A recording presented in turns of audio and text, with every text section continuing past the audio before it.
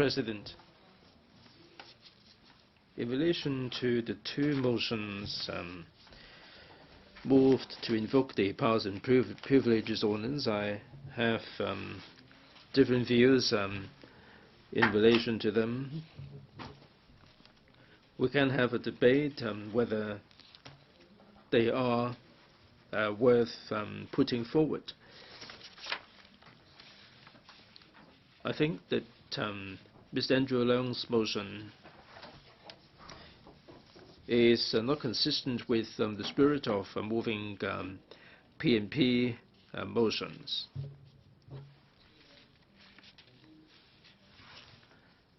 So I'm going to hold a different view to the motion moved by Mr. Andrew LEUNG.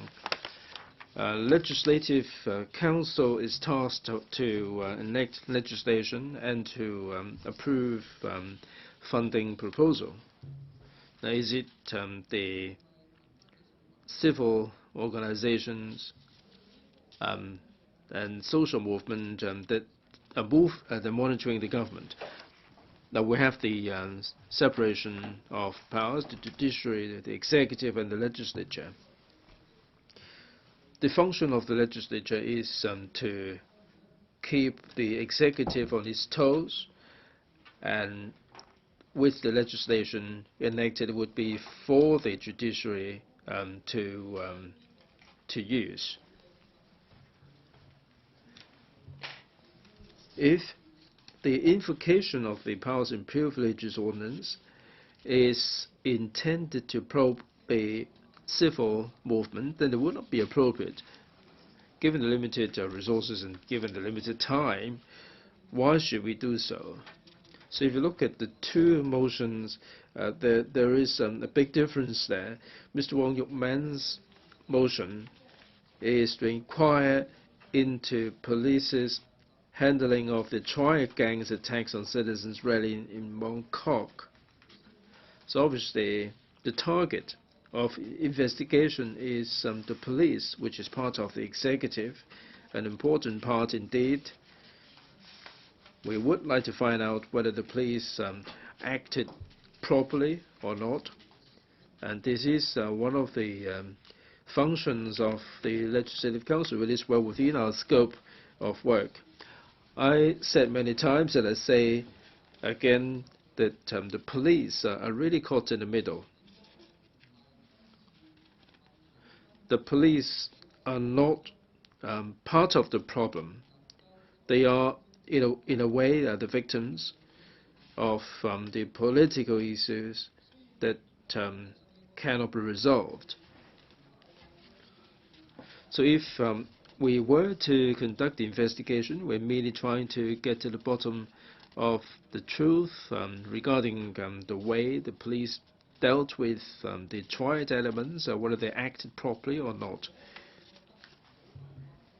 If we find that we cannot, under the normal circumstances, find out about the truth and have to invoke the P&P and use the trump card, we are at liberty to do so. Now, turning to Mr. Andrew LEUNG's motion, it is intended to probe the organization and planning, funding sources, the public order and safety problems caused by the incident, the impacts on various other aspects of Hong Kong, the government's handling of the incident, and all other related issues. As some other members said before me, it is all-encompassing. It covers every single bit of the movement. It is a social movement. It is a student-led movement. It is a movement that is motivated by the expression of public opinions.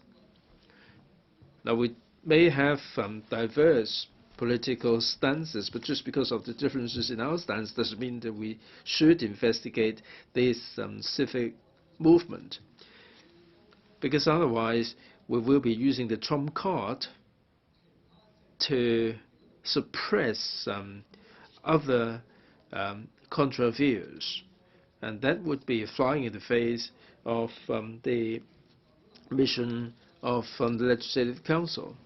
In this motion moved by Mr. Andrew LEUNG, there is only one aspect that I find myself in favor, and that is the government's handling of the incident. The target of the investigation should still be the executive branch.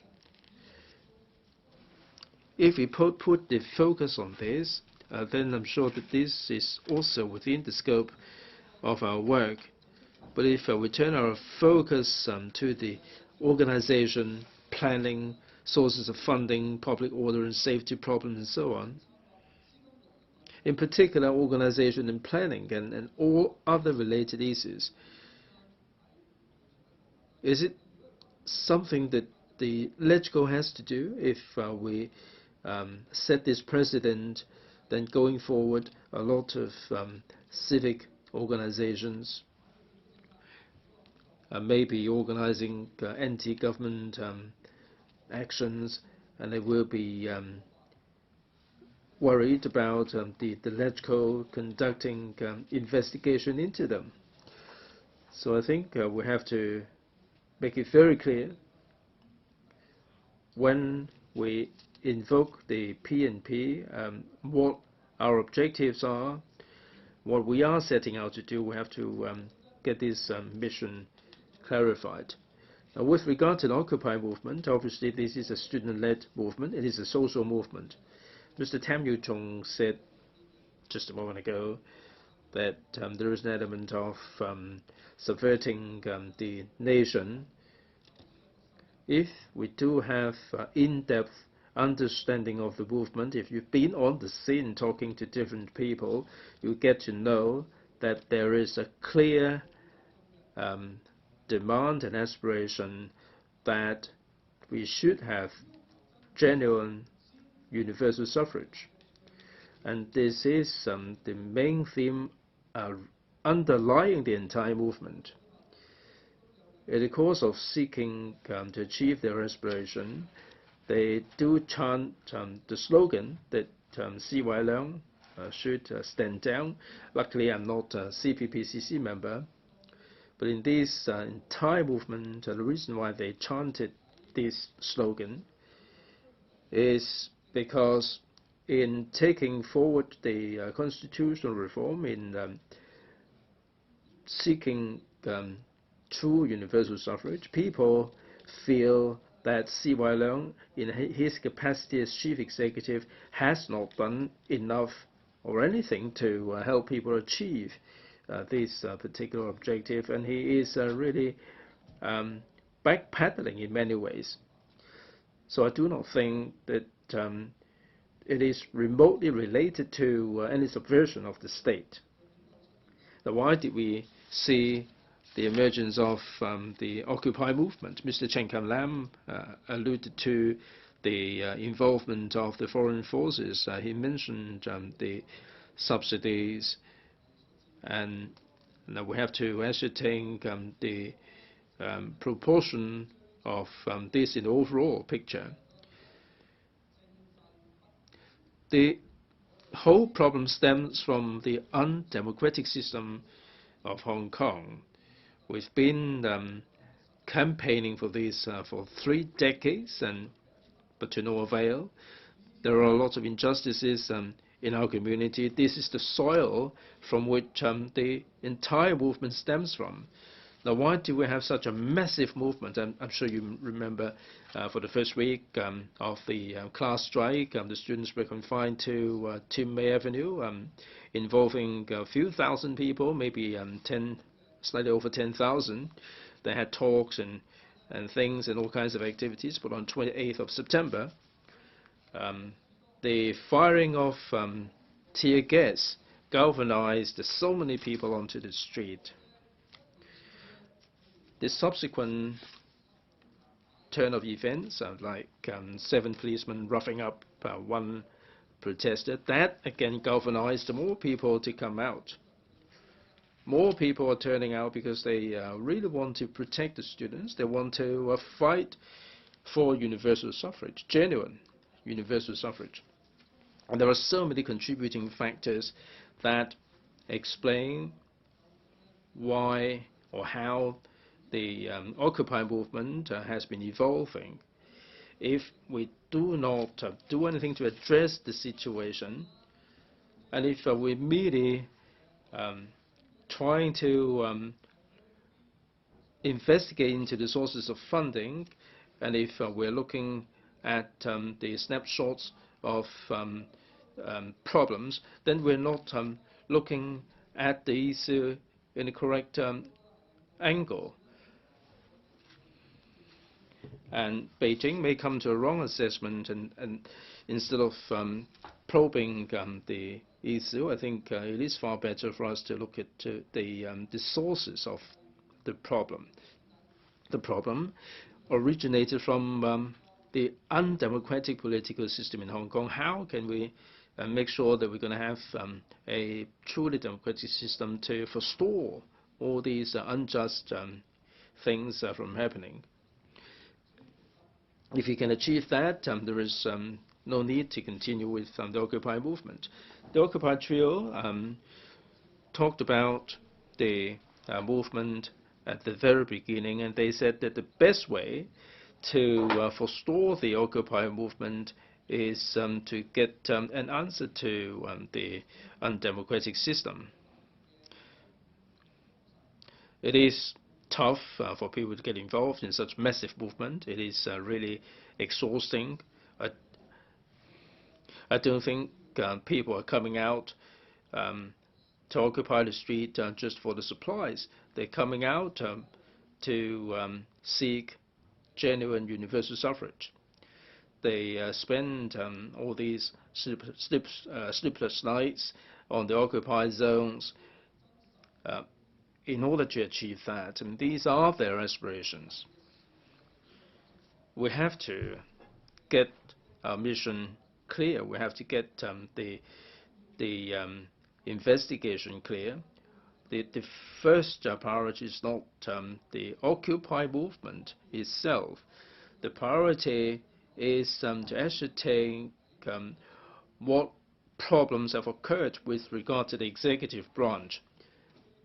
Like, for example, recently, C.Y. Leung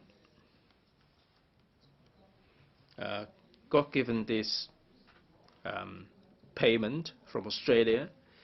Is it an indication that C.Y. Leung is having a job on the side? He's moonlighting. Is he collecting any payment which will be to the detriment of his fairness, his impartiality? Does it represent any intrusion of foreign forces? So all these are the burning issues that the Legco has to conduct investigation into. Now, why do we give up on these important issues and turn our attention instead to the Occupy movement? So I think we have to get our mission right. As of now, there are so many members of the public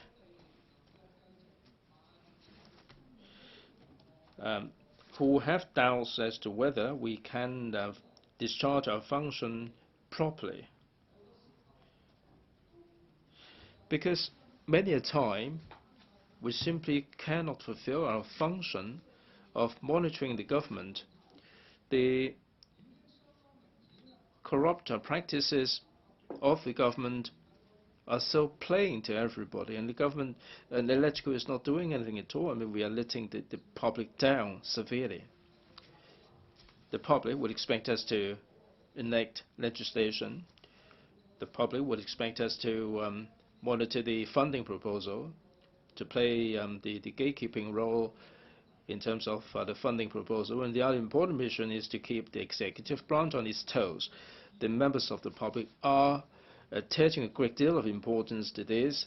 At the House Committee, I did share with members that on one occasion I talked with the members of the public, and I asked them whether in their minds Legco is up to its job. and all of them are expressing disappointment, and we're not measuring up to their expectation at all. If we waste our time on the insignificant issue or on something that falls outside our scope of work, then we will continue to let the public down further. I think we have to do what we are supposed to do. Thank you.